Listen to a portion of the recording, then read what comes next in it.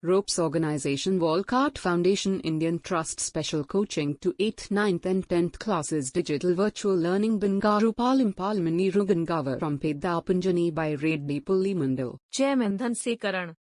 Director Drive Sri Lata.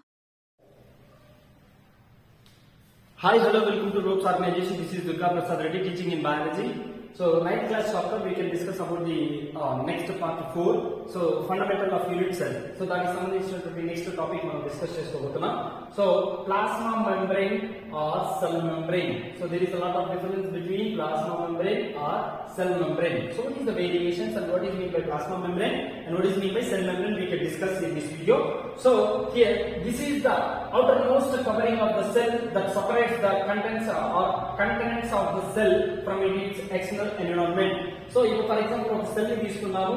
So ఇక్కడ ఏంటంటే outer most covering. So దీని చుట్టూ ఒక లేయర్ ఉంటుంది. దీని outer most covering అంటారు. So of the cell. So ఏదైతే సెల్ ఉందో సెల్ ని కవర్ చేస్తూ అవుటర్ మోస్ట్ ఉన్నటువంటి కవరింగ్ లేయర్ ని ఏమని పిలుస్తామంటే cell wall or cell membrane. So that is called cell wall or cell membrane. So the cells from it is external environment. So బయట ఉన్నటువంటి వాటి నుంచి ప్రొటెక్ట్ చేస్తూ ఉంటుంది.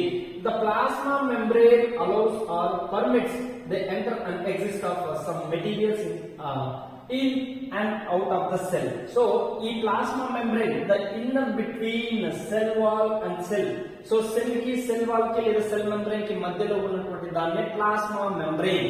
So that is what plasma త్వచం లేదా plasma membrane అంటారు. So what is the function of plasma membrane means which is the materials are involved or allowing to the complete cell inside.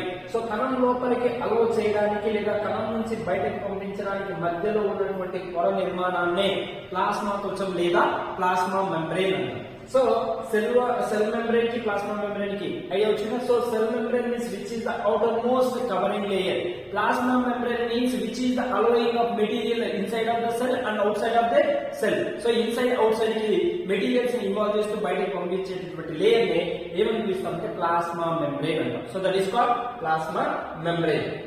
So the cell membrane therefore is called as a selectively permeable membrane. So ఇక్కడ ఏంటంటే మనము so ఇక్కడ ఉన్నటువంటి cell membrane ని మనం ఇంకొక రకంగా ఏమని పిలవచ్చు అంటే selective permeable membrane. So that is called selective permeable membrane అని పిలుస్తాం. How does the movement of substances take place in the cell. So ఇది ఎలా మూవ్మెంట్ చేస్తుంది అండ్ ఈ సెల్ లో ఉన్నటువంటి దీనికి ఇంపార్టెన్స్ ఏంటి అంటే so some substances like carbon dioxide or oxygen can move across the cell membrane by process of called diffusion. So cell జరిగేటటువంటి diffusion process for example cell ఉంది. సెల్ లోపలికి మనకి ఆక్సిజన్ రావాలి, సెల్ బయట నుంచి కార్బన్ డయాక్సైడ్ రావాలి. So ఈ movement ఎలా జరుగుతుందంటే by the process of diffusion. Diffusion అనేటటువంటి ప్రాసెస్ ద్వారా వ్యాపనం అనేటటువంటి పద్ధతి ద్వారా ఆక్సిజన్ లోపలికి వస్తుంది, కార్బన్ డయాక్సైడ్ బయటికి వెళ్తుంది. దేని ద్వారా అంటే inside the membrane of cell membrane. Cell membrane ద్వారా ఆక్సిజన్ లోపలికి, కార్బన్ డయాక్సైడ్ బయటికి, మధ్యలో ఏముంటుందంటే సెల్ మెంబ్రేన్. అందుకే దీన్ని ఏమన్నాము సెలెక్టివ్లీ పర్మబుల్ మెంబ్రేన్, పారగమ్యత త్వచం అని పిలుస్తాం. సో ఇది మనకి ఏంటంటే డిఫ్యూజన్ ప్రాసెస్ ద్వారా inside of oxygen and out side of carbon dioxide they can transport.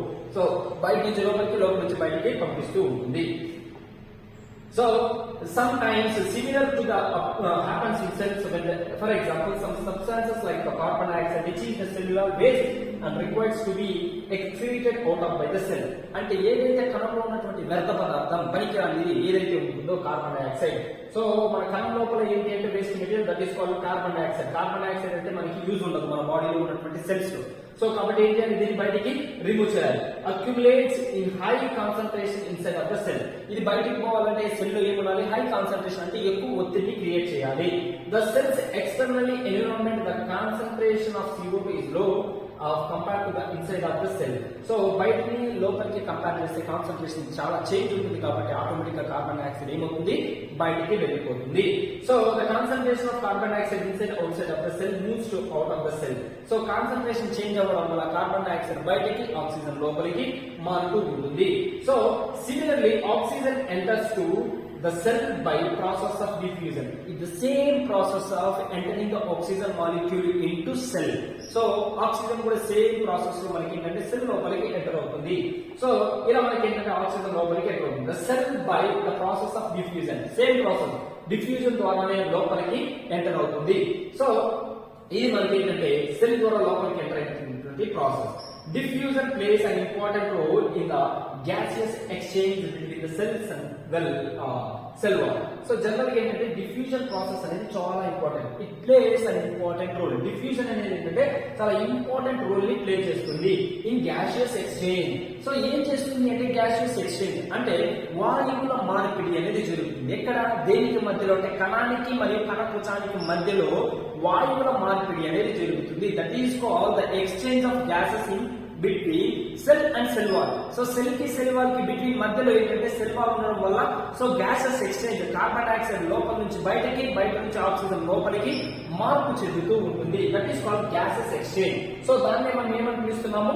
Gases exchange. So between the cell as well as cell and external environment. So cell మరియు atmosphere, so దాన్ని ఏమని పిలుస్తాం? Environment. So environment కి cell కి మధ్య gases అనేవి exchange అవుతూ ఉంటుంది. ఈ ప్రాసెస్ ని gases exchange by the process of diffusion. దేని ద్వారా జరుగుతుంది? డిఫ్యూజన్ ద్వారా జరుగుతుంది. సో డిఫ్యూజన్ అంటే ఏంటి? వ్యాపనం.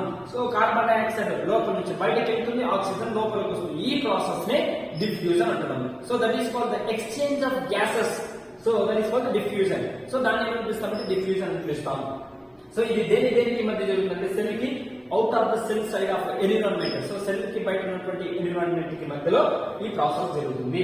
So water also obese the law of diffusion. Not only the gases మాత్రమే కాదు, డిఫ్యూజన్ ప్రాసెస్ లో మనకి ఇంకా ఏముంటుందంటే water can also the change of same process by diffusion.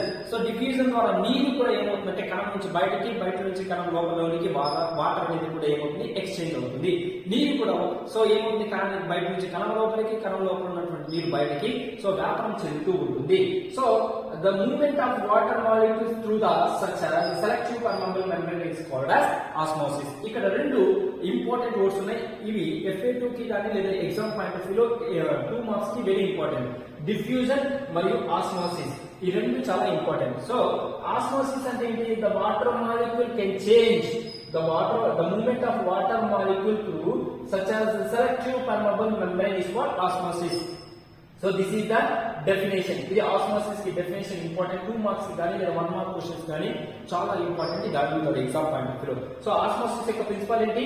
the movement of water molecules through the such selective permeable membrane is called as osmosis. So general గా ఈ osmosis process ఎలా జరుగుతుందంటే, for example so ఇది ఒక cell అనుకుందాం. ఇది out side of environment. So ఇది environment, ఇది సెల్. ఇది మధ్యలో ఉన్నటువంటి దీన్ని ఏమని పిలుస్తామంటే selective permeable membrane. For example మీకు అర్థమవడానికి ఇప్పుడు ఇక్కడ ఉన్నటువంటి వాటర్ మాలిక్యూల్, సో ఇక్కడ ఉన్నటువంటి వాటర్ మాలిక్యూల్ ఏమవుతుంది? దీని ద్వారా బయటికి వెళ్తే ద మూవ్మెంట్ ఆఫ్ వాటర్ ఏమవుతుంది? మూవ్మెంట్ అంటే ఏమవుతుంది? ఒక చోటు నుంచి ఇంకో చోటికి మూవ్ అవుతుంది. The movement of water molecules through this such selective permeable membrane. నీరు ఒక చోట నుంచి ఇంకొక చోటికి దేని ద్వారా అంటే పారగమ్యత త్వచం ద్వారా నీరు దీని ద్వారా బయటికి వెళ్తుంది కాబట్టి దీన్ని ఆస్మాసిస్ ఏమని పిలుస్తాం? దాన్ని ద్రవాభిసరణ లేదా ఆస్మాసిస్ అంటారు. So it's most important thing. So this is called osmosis principle. So diffusion is also same thing. So diffusion కూడా ఏంటంటే సో ఇక్కడ నుంచి అక్కడికి ఏంటంటే వ్యాపనం చెందుతుంది, మారుతూ ఉంటుంది. So this is called osmosis. So in this video we are discussing about osmosis and diffusion. So what is the plasma membrane and cell wall? So plasma membrane ki cell wall ki madhya unnatuvanti variation. So remaining thing we can continue the next part of the video. If you have any doubts in this video, please comment on your comment box. Thank you so much.